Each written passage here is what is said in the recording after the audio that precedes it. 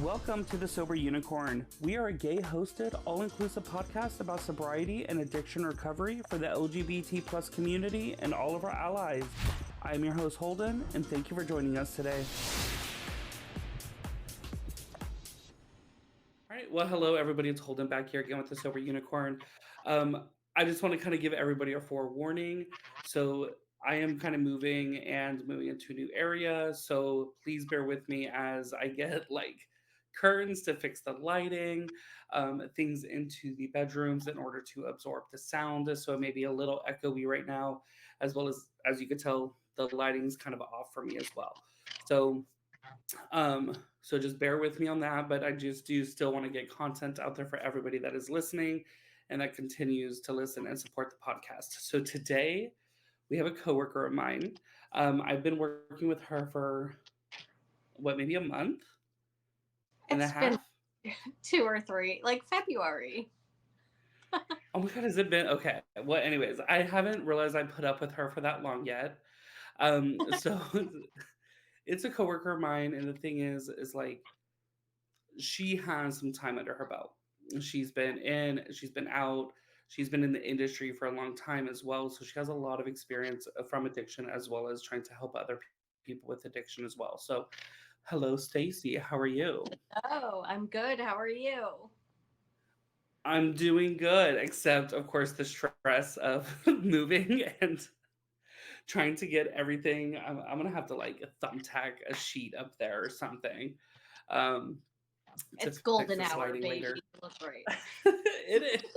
It's like 6:13 Eastern time right now in Florida, and it's like the sun is literally setting in the window right now, right in my face. But that's totally okay. So why don't you kind of like normally we share a topic. When I first started the podcast, we shared more about people's stories and their journeys into recovery. So I kind of want to go back to that a little bit. So why don't you kind of like if you were speaking at a meeting or speaking at an H&I, like take it away. Yikes. Okay. I thought you were going to ask me questions, I mean, I but will ask you questions along the way, okay. but I have to have a So, starting point, girl.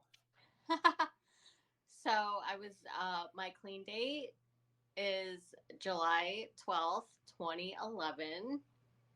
Um and I was born and raised in New Jersey. My parents got divorced when I was really young. And then I moved in with my mom and her boyfriend, who very soon became my stepdad. And I had like a good childhood. Like, I don't have, I didn't have a great relationship with my dad. He's still around, but not really around. And even though I have a great stepfather, I always kind of still have like those daddy issues and like, why didn't my dad want me? But other than that, like, I don't have any super like traumatic childhood experiences. I was very spoiled. I was one of two kids with from my mom. Um, and I was the youngest and the girl, so I was a brat. So like just very spoiled, got whatever I wanted, but I never felt like I fit in anywhere. Um, I was very shy. I'm still pretty shy until you get to know me. But I just never felt like comfortable with people. I found it hard to like make friends because I didn't really like open up and talk to people unless they talked to me. Um yeah. So So, I kind of don't what know. makes you think that, I mean, as you said, a lot of people use drugs and alcohol for a trauma Yeah. response for coping. So, the things is Yeah. like you said, you had a good childhood. Yeah, you question on why your dad didn't love you as well as I did. You can read it in my book that you bought. But so Holding it the thing is, like, what makes you think what what do you think made you turn towards drugs or alcohol? I remember the first time. So Me and my cousins were really close. My family was really close. And the first time I ever drank, I was like 12 or 13. Um, all like my aunts, my parents, my uncles, like they all went to a wedding and left me and all my cousins at my house. And we had a bar in our basement. And my one boy cousin was 2 years older than me. And he's like, I'm going to make screwdrivers, and started mixing vodka and orange juice. And I got drunk off like one because I'm like 12, and I just became like this outgoing, like I felt happy.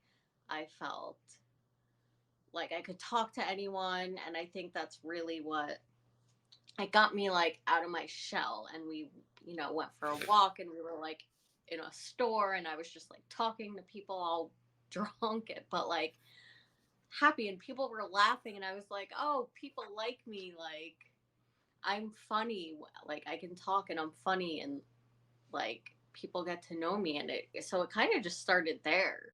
All right, guys. Sorry, everybody. I had to move the sun. It was like, I know I'm white, but without sun, I'm like pasty, fucking paper white. Okay, so we had to move, figure some things out. So it's okay. We're back.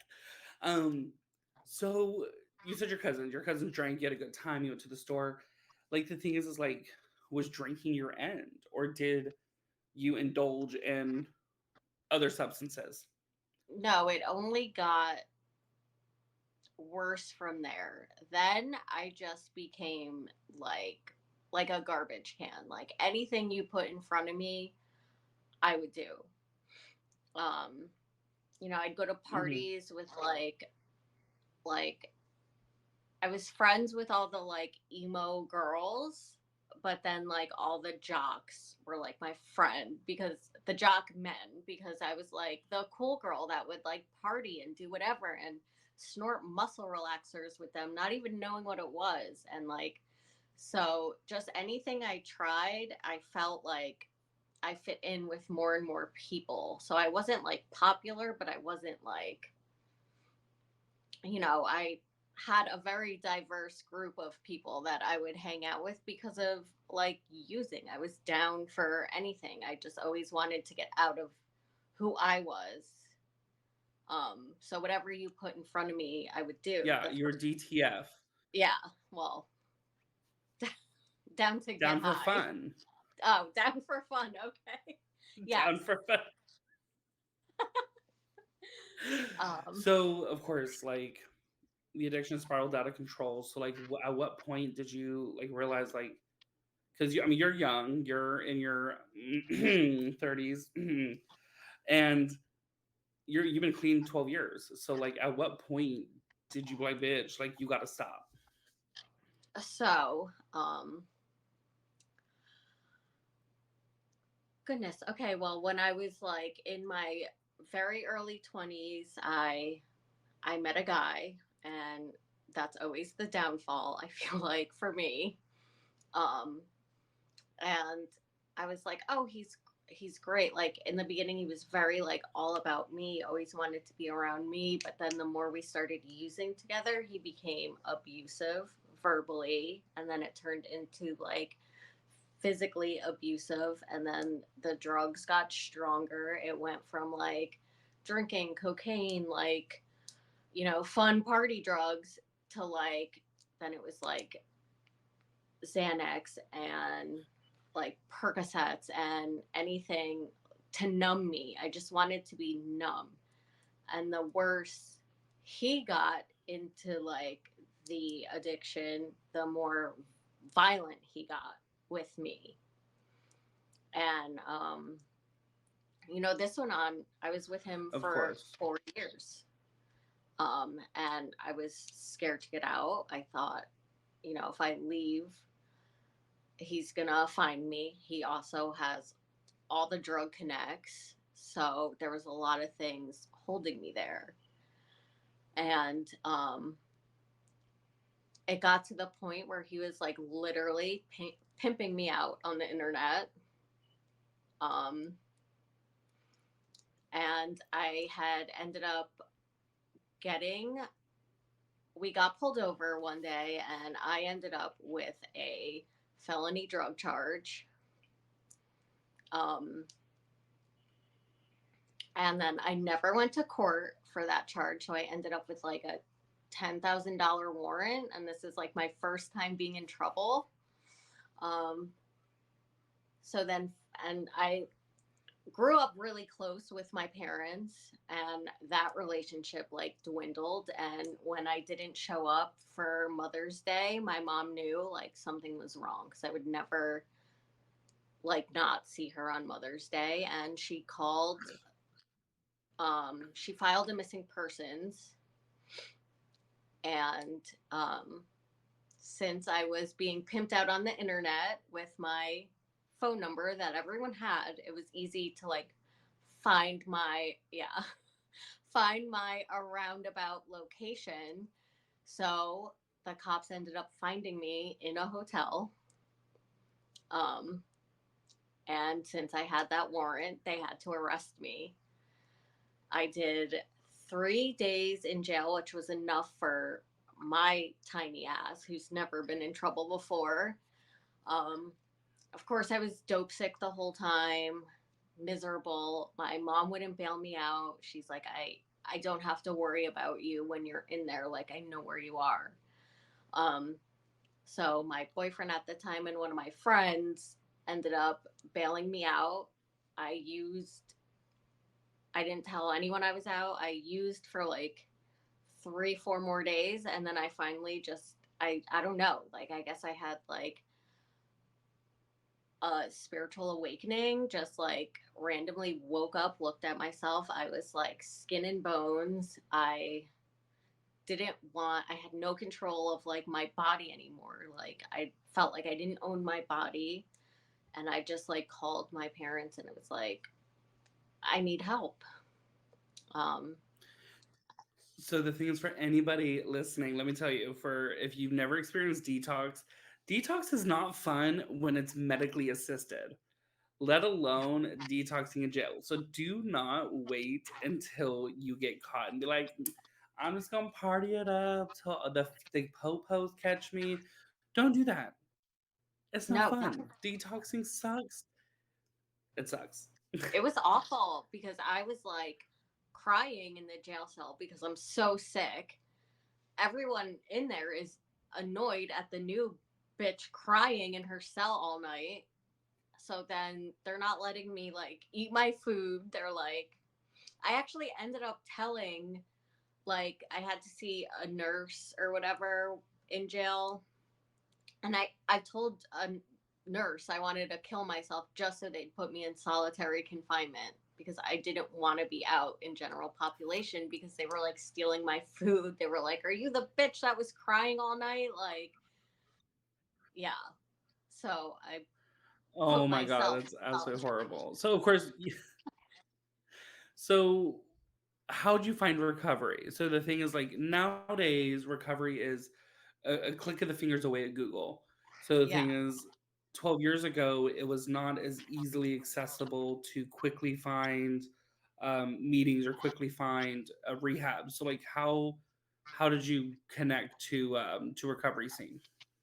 So my stepfather's um best friend, his daughter just happened to work at like a detox in New Jersey. Yeah.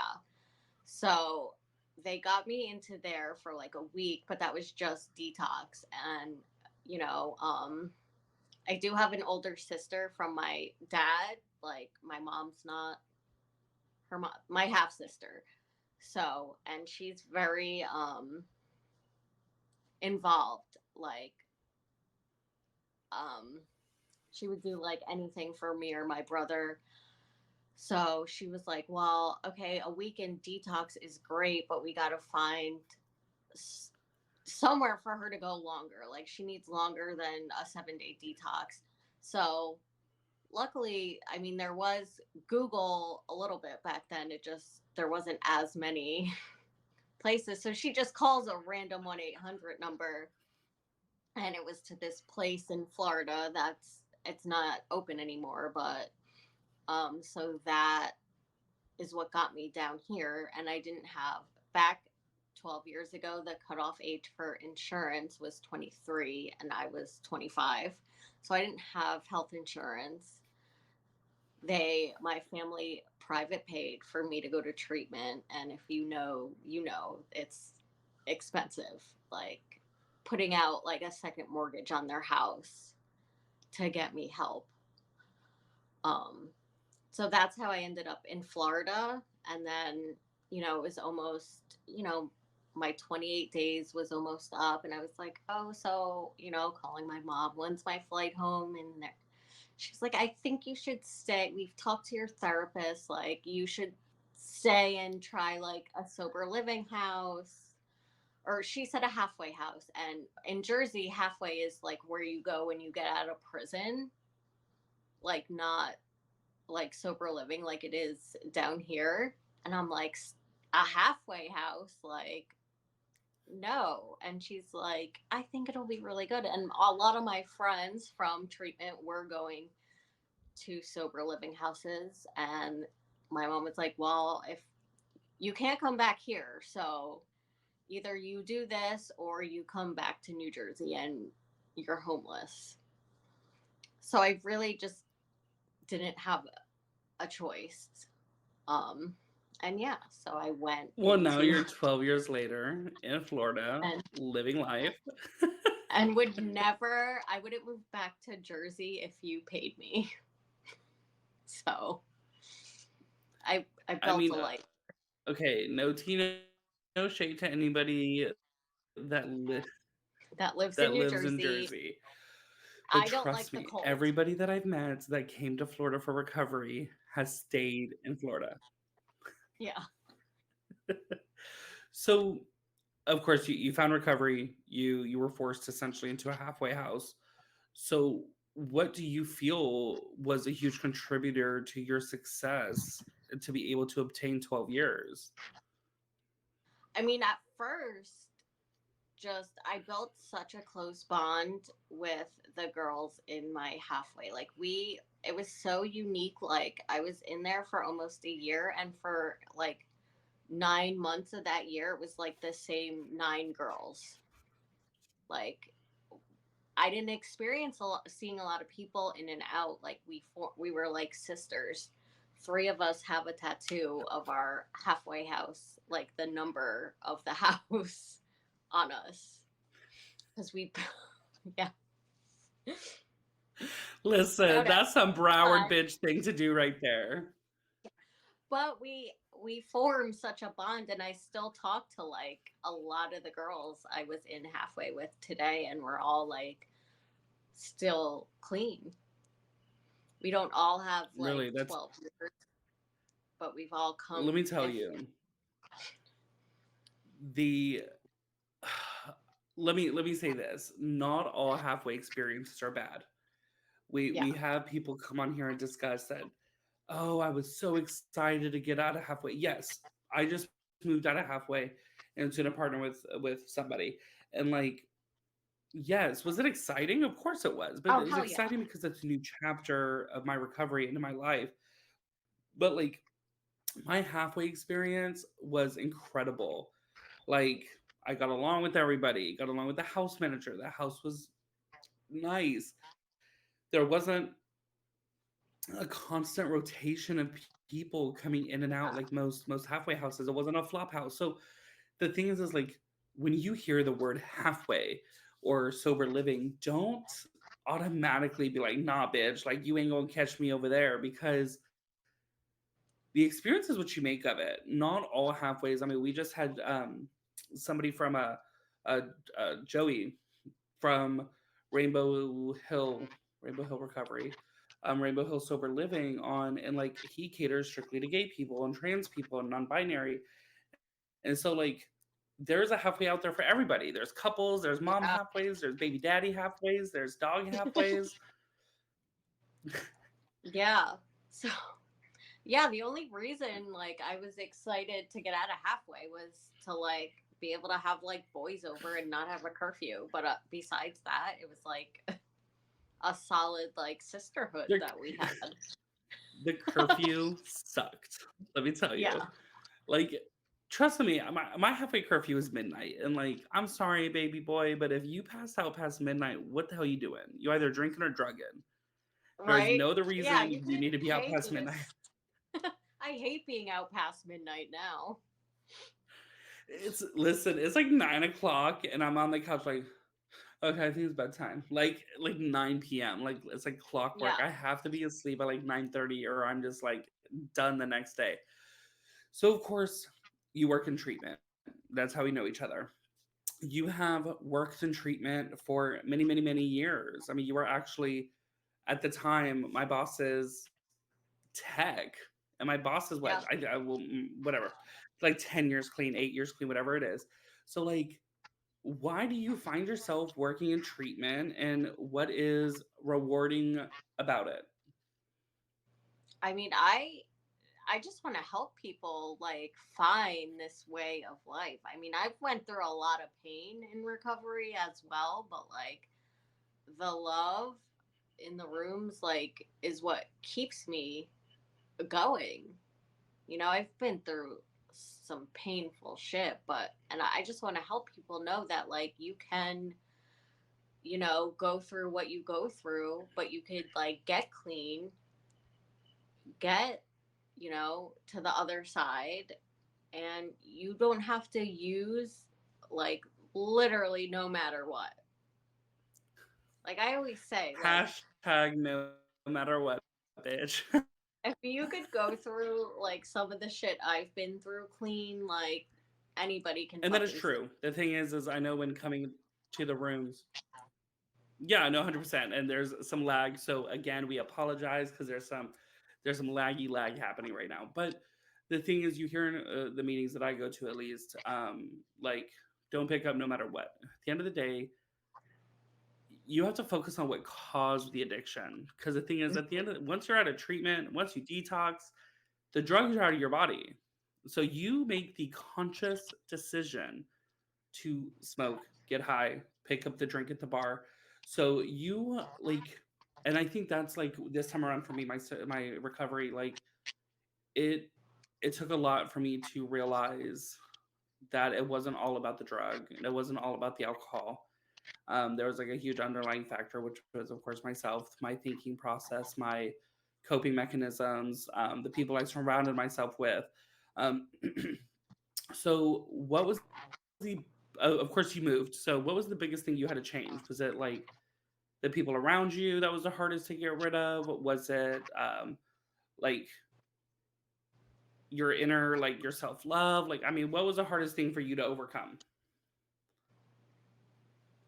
I mean, like taking accountability for my actions. I had a victim mentality for a long time and I didn't hold myself accountable. I'd be like, everything was happening to me. I wasn't doing anything. You were doing everything to me. And I had to, you know, do some work and realize why I was being put in situations like that. I was like chasing after men just like my dad that I knew were going to leave me. And, you know, that was very painful. And I'd be like, how could you do this to me? No, like I had to realize, why am I attracting that? I'm attracting that because that's what I feel I deserve. So it was like self love too. I had to learn to like love myself before I try to love someone else, or like, you know, I stopped picking the guys that I know are bad for me, gonna leave me, gonna hurt me. Like a lot of my most painful things in recovery are centered around men. I So mean, I but had do to, you want to know a secret though? yeah. You still have a victim mentality. No, I'm kidding.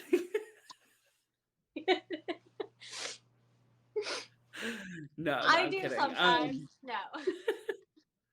I mean, sometimes people be doing shit to me, but no. Not me, never.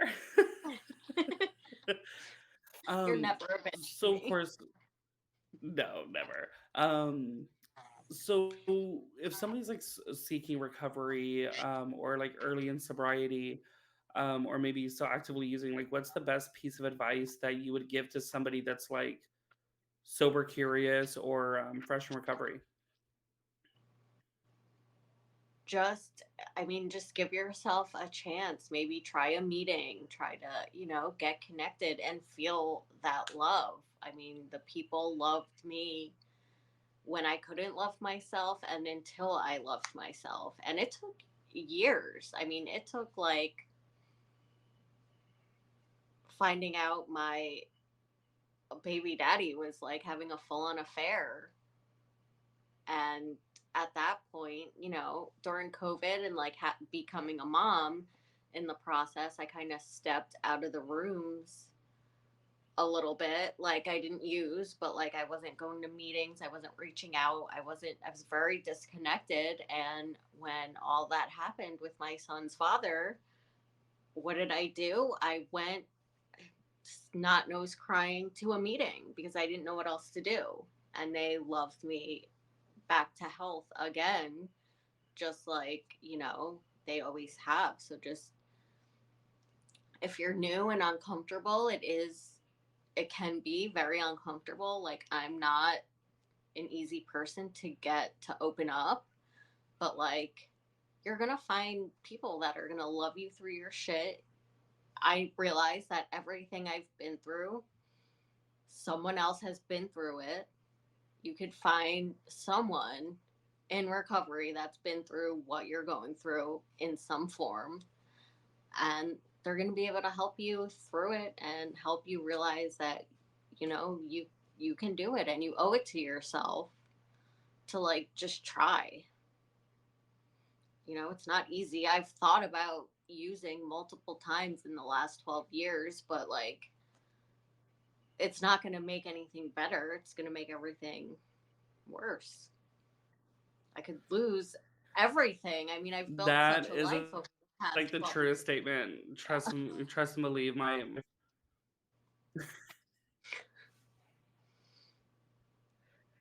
No, you do. The thing is, my sponsor had me write down my last 2 weeks of using, and he's like, if you ever think about it again, like pull that out, read it.